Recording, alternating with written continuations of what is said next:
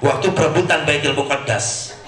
Islam diserbu di mana? Di Palestina oleh tentara Inggris, dan terjadilah perang besar-besaran perebutan Baitul Muqaddas, perang salib pertama.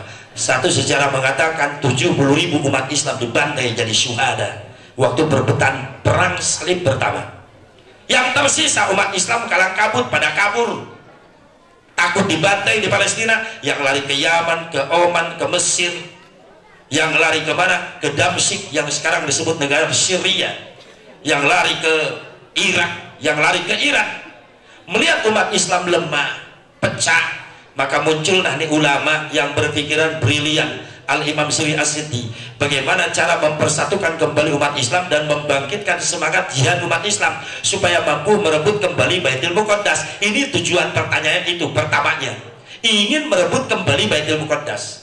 Maka kata Imam Syri, nggak ada lagi caranya, umat Islam harus dikumpuli di satu tempat, lalu dibacakan sejarah tentang kehidupan dan perjuangan Nabi Muhammad supaya mampu membakar semangat kembali jihad umat Islam untuk merebut Baitul Muqaddas. Pertama, tujuan utamanya itu diadakan perayaan Maulid.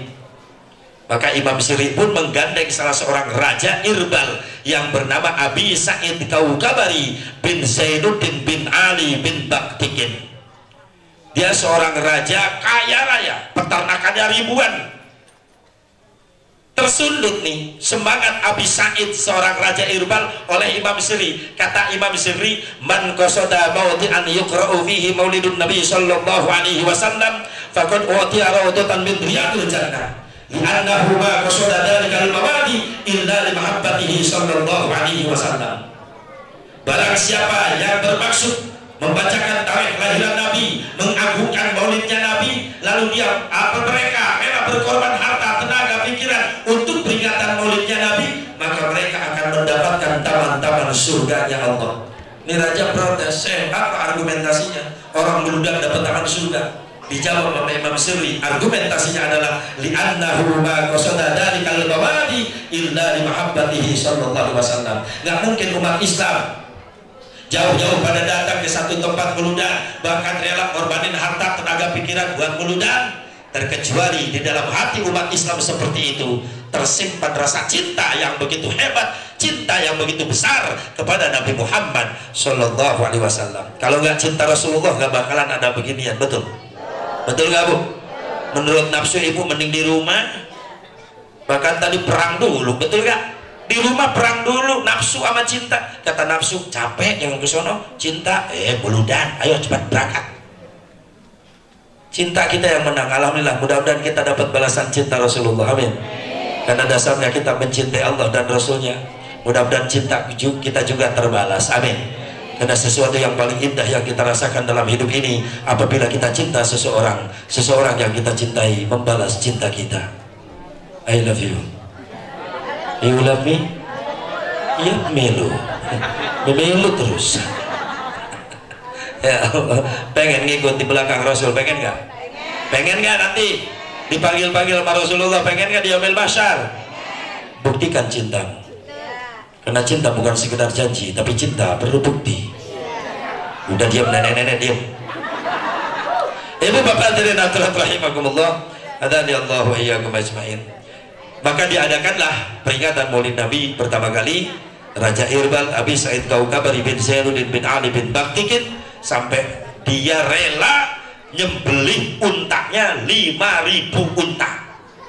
Sekali muludan 5.000 unta yang disembelih buat nyuguhin orang yang muludan ribuan yang diundang umat Islam.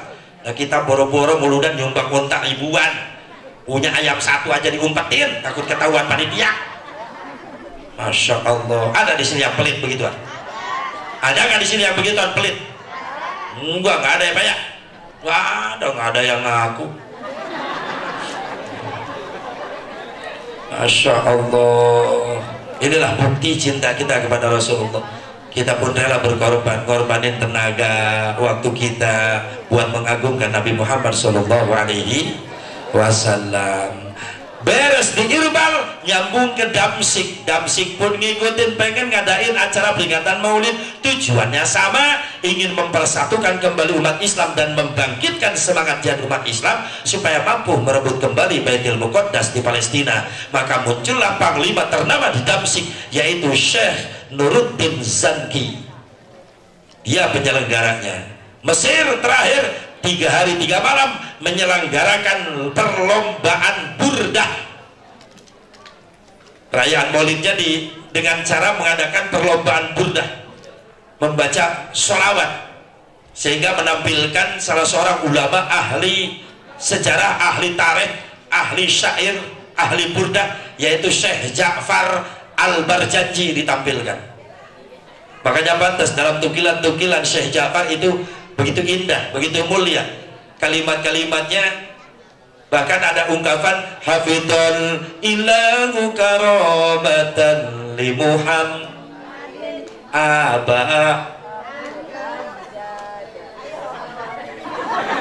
Bu, maaf biasa aja Bu.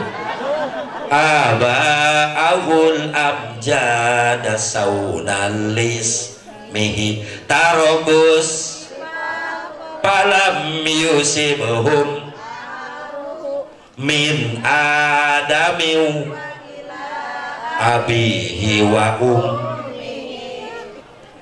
giliran ujungnya ngikutin ya mihi.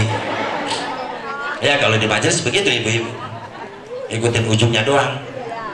Saratun saranurun nubuwati fi asari ghurarihimul bahiyah sallu alaihi wa badra badruhu fi jabiri jaddihi Abdul Muttalib wa banihi Abdillah antirillahumma qabrahul karim.